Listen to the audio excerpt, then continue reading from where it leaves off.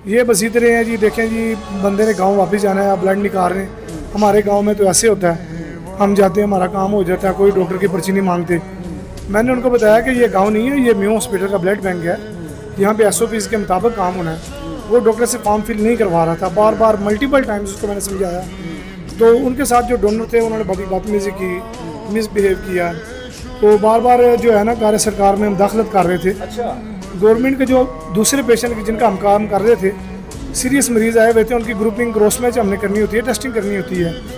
वो उनको विंडो पे बार बार मुझे उन्होंने डिस्टर्ब किया।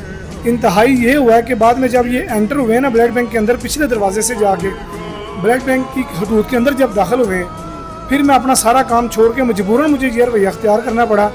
देखें, अगर वो बाहर नहीं जा रहे थे ब्लड बैंक के अंदर, मेरे पास जहाँ पे मैं टेस्ट लगा रहा होता हूँ वहाँ पे आ जाते, तो किसी भी मरीज़ का ग्रुप गलत हो सकता है। रात का टाइम में काम का बर्डन होता है, हम भी इंसान हैं, हम भी सारी रात ड्यूटी करते हैं, हमसे भी गलती हो सकती है। तो किसी की ग्रुप गलत हो जाता है, कोई क्रॉस मैच गलत हो जाता है, मरीज़ की एक्सपायरी हो जाती है, किसी मरीज़ की जान को कोई ख़तरा या कोई नुकसान हो जाता, अल्लाह ना करे, कोई इंसिडेंट हो सकता था, उसका जिम्मेदार कौन था? इसलिए इनको मैं बार बार बाहर भेज रहा था। जब ये अंदर एंटर हुए, इनको मैंने बाहर भेजा। मैंने कहा ये रिक्वेस्ट फॉर्म आप फिल करवा के लाएं, इसके बगैर काम नहीं होता। वो कह रहे हैं जी नहीं। जब इन्होंने बार बार दोबारा तंग किया, फिर इनको मैंने कहा कि अगर आप अब बाज नहीं आओगे तो मैं सिक्योरिटी को बुलाऊंगा। देखिए, मैं खुद तो उनके साथ नहीं लड़ सकता, मैं तो काम कर रहा था। कोई भी मसला होता है तो हमने सिक्योरिटी को इन्फॉर्म करना होता है। जब हम सिक्योरिटी को इन्फॉर्म करते हैं, सबको मालूम है कि आप किसी भी इदारे में जाके अपनी मनमानी नहीं कर सकते।